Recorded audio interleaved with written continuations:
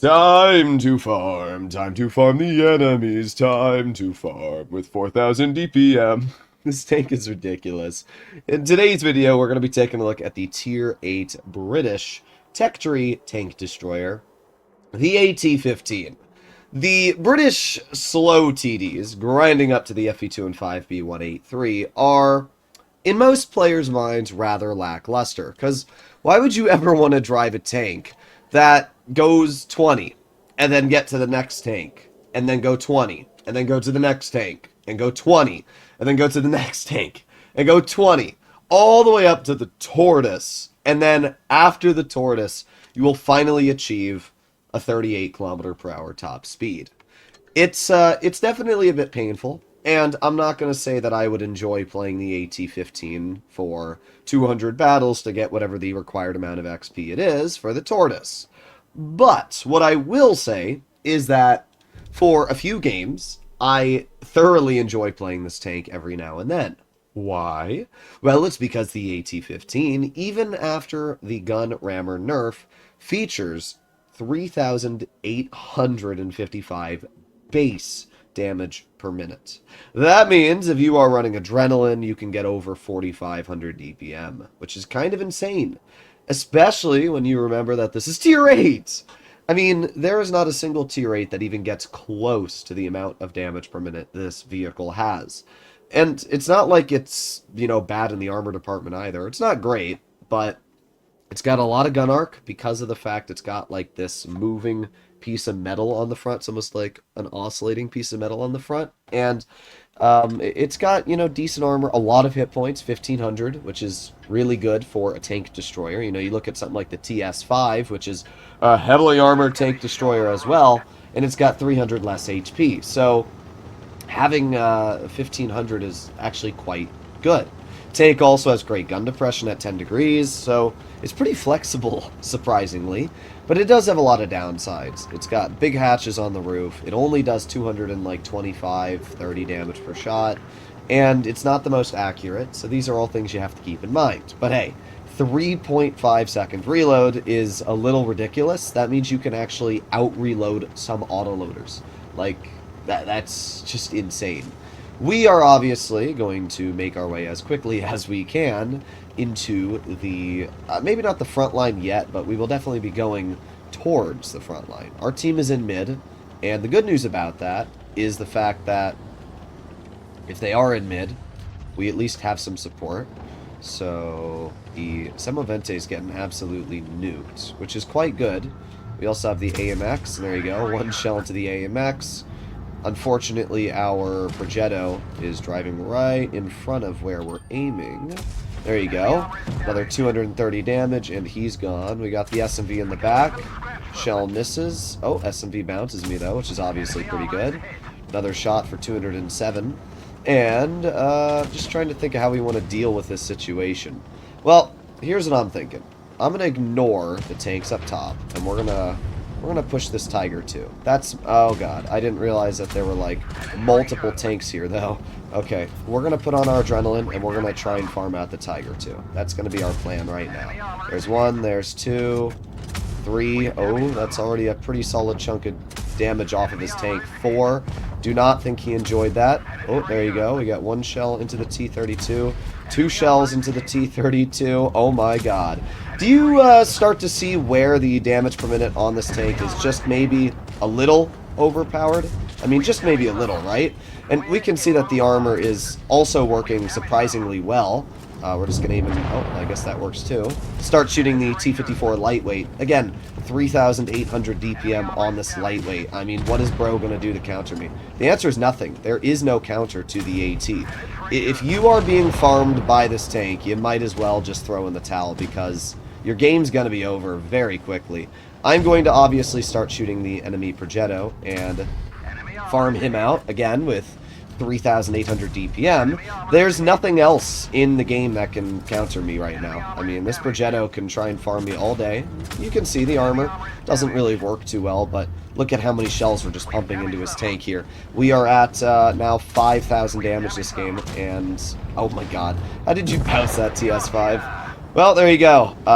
That was probably the easiest 5,000 I've ever had in my life. We took apart, dismantled, and literally just murdered everything in front of us. 5,210 damage. We blocked 1,400, which isn't too much, but that is about the same as our hit point pool. We got an ace, we got a high caliber, and 112,000 credits. We didn't really load too much gold, and the tank doesn't have a lot of pen. I mean, I'm not running Cali. I've got 258 mils of pen. It's alright premium, but, you know, even the average heavy, like a Type 57 with Cali, is almost 300 mils of heat, so you're definitely not going to be winning in the penetration department. But again, didn't really matter that game. If you can get tanks in front of you in a way that they are not really able to leave, they're done. Especially when you permanently track someone. You saw we perma-tracked that T-32.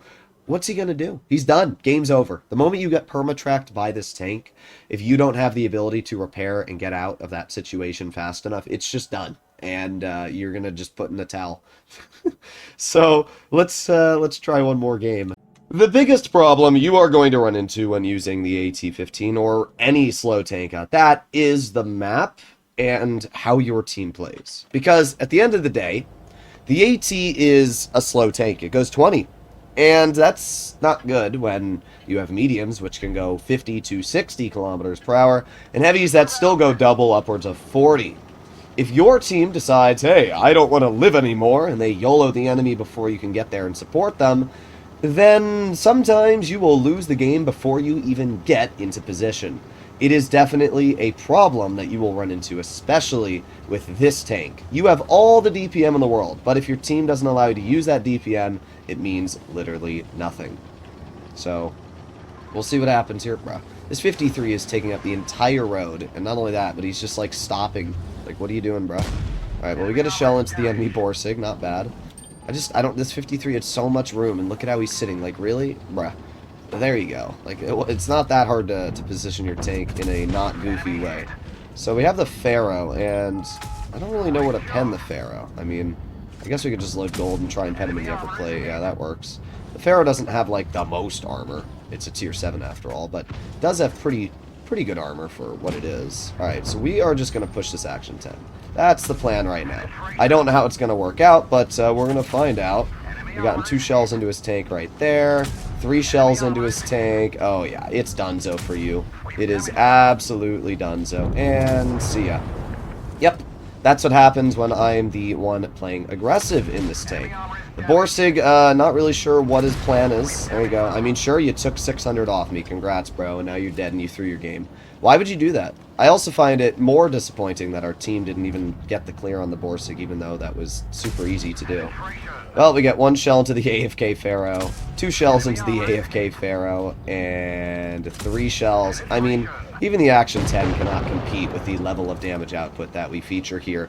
We are already up to 2,600 damage dealt this game, and you can see how we lost medium flank. Like, our team sucked on medium flank. Now, to be fair, that's also because of the fact that they had 2 heavily armored vehicles, being a Somavente Contra Caro 64 and an IS-2, that decided to go over there. But I don't think it would have mattered. If they had gone over here, they still would have lost. Action 10's getting some good spots out. He does get shot by 200, so probably the SP. But then again, this is where the mobility of the AT sucks. Like, you deal all the damage in front of you. That's why I played aggressive, because I knew if I didn't, I wouldn't get any damage. But this is where you arrive to the problem of this tank, is you deal all that damage, and then you're stuck in a situation where you can't go past 20. I mean, the power to weight's not bad on this tank. It's just the fact you literally can't go anywhere. I mean, I'm driving full speed, and this is it. This is all you're getting from me. So let's aim it on the IS-2. We got 1 shell into his trapule. We're going to try and track him. There you go. That does track him, and we're going to try and track him again. There you go. And there's no way he has another repair kit, so there you go. We took him out of the game just like that. We got the SP in the back. We got a 228 damage shell. SP thinks that his auto-loading gun's going to allow him to reload faster than we can, but we're sitting at a 3-second reload. Again, this tank's just insane. It really is. We did 4,000 damage this game. Just think about that. We did 4,000 damage. That's incredible for how quick the game was. Now, I know there's going to be a lot of people that watch today's recording, and they're going to be like, oh my god, the AT-15 is the most overpowered tank in the game. And it is a strong tank. And I will say in some situations it is overpowered. What are you supposed to do when you have 4,000 DPM plus adrenaline firing at your tank? The answer is die. That's really what you're going to do. If you have put yourself in an exposed situation, like the enemy IS, like the Carnarvon Action 10, he thought, oh, I'm going to top tier heavy, I'm able to get away with making... No, you're not. Because you can't out DPM me. You have 2,700 DPM in your Action 10. I have 3,900 DPM in my tank. That's over 1,000 more. You're not going to win that, especially when I had support from my team. And it shows you just why this is such a dangerous tank. So, it does have a lot of weaknesses. Mobility is the biggest problem, but man, do I have fun playing this tank. And you can see that stats-wise. 4 games, 3,500 damage in those games. It's just a fun tank. I will always enjoy playing in this vehicle. I'll always talk about why it's such a blast. Let me know in the comments down below what you guys think about the AT-15. I'll see you all in the next one. Bye-bye!